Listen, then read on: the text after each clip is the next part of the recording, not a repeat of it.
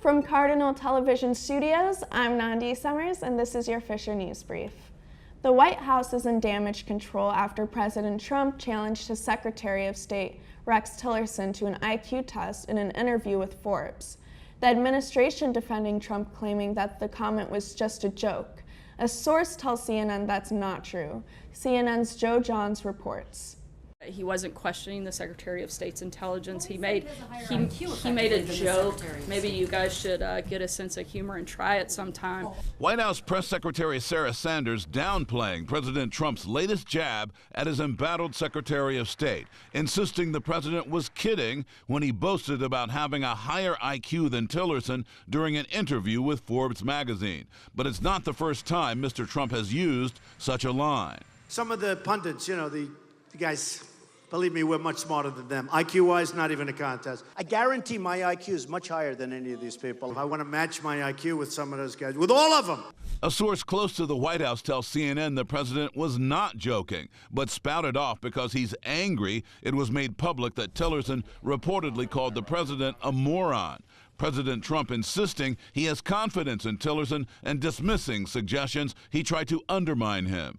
I didn't undercut anybody. I don't believe in undercutting people. This as President Trump continues to belittle the prominent chairman of the Senate Foreign Relations Committee, calling the Tennessee Republican Little Bob Corker after Corker publicly criticized the president. Sometimes I feel like he's on a reality show of some kind, when he's talking about these big foreign policy issues. We could be heading towards World War III with the kind of comments that he's making. The White House flatly rejecting Corker's assessment. Senator Corker is certainly entitled to his own opinion, but he's not entitled to his own facts.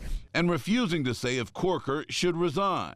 I think that's a decision for Senator Corker and the people of Tennessee, not for us to decide. Republican Senator Lindsey Graham says he discussed the escalating feud with the president while golfing Monday and is asking for an end to the war of words. Well, I don't think it's particularly helpful, and I think most people really don't care what two politicians think about each other, so I hope we can move on. As for that IQ test, Mensa, a society made up of high-level IQ testers, said it would be happy to host a testing session for both Tillerson and President Trump. A very powerful man has a mythic fall from grace. Sounds like a plot to a Hollywood blockbuster, but it's a real-life story for Harvey Weinstein, a movie producer who made many legendary films.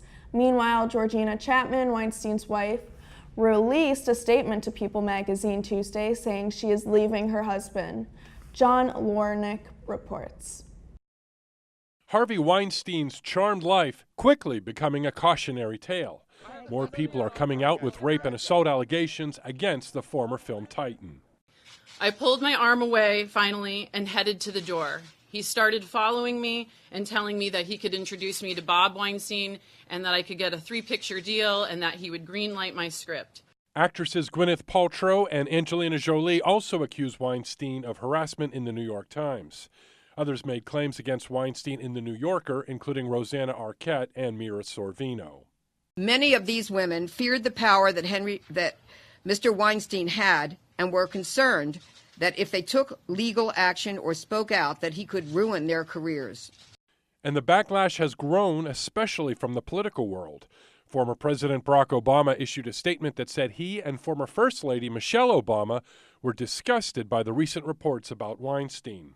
And former presidential candidate Hillary Clinton also blasted her former friend, saying she was shocked and appalled by the revelations about Harvey Weinstein. Weinstein has donated money to both Obama and Clinton, as well as Senator Chuck Schumer, who said he was going to give those funds to New York charities. I do not think that Harvey Weinstein understands or comprehends how much pain and suffering this brings to me and scores of other women. Meanwhile, Georgina Chapman, Weinstein's wife, released a statement to People magazine Tuesday saying she is leaving her husband. I'm John Lawrence reporting. At least 17 people are dead and thousands forced to move from their homes by wildfires raging across Northern California. Firefighters are putting up a valiant effort against the blazes, which have consumed more than 115,000 acres. We are standing on the sidewalk in front of what was someone's house. All the identifiable items we can see are a chimney And over to the right, we're seeing a water heater, a washer, a dryer. This is one of the most devastated neighborhoods we've seen thus far. And even as fire crews are making progress today, recovery for people, especially here in the Coffee Park neighborhood, is going to be a long and difficult process. Personally, I think it'll be one of the worst disasters in California history. Wildfires consuming acre after acre in Northern California. Never seen anything like it. The amount of resources we put into it, the amount of damage we've seen. Most of the fires scorching forests and consuming homes were ignited Sunday, driven by dry conditions and strong winds. Thousands were forced from their homes with little more than the clothes on their backs. They just left their house while it was burning down. They were just in their bathrobes. They just grabbed their car keys, left everything behind, got in their car and just drove out. Some have been able to return and begin picking up the pieces. It's completely unrecognizable. It's like Mars. But in some areas, wildfires are still pushing people from their homes. There's live ashes that dropped in, you can see right there. Time to go. California will be receiving federal assistance. President Trump has signed a major disaster declaration, and fire management assistance grants welcome news for those affected in the area. We're just trying to keep people alive. Number one priority is life. Let's keep in mind that this fire moved so fast on Monday, it moved about a football field every 3 seconds. For people who still have homes and businesses standing, there are about 75,000 customers still without power here in California. In Santa Rosa, California, Natasha Chen, back to you. That's all for today's headlines. For Fisher News Brief, I'm Nandi Summers.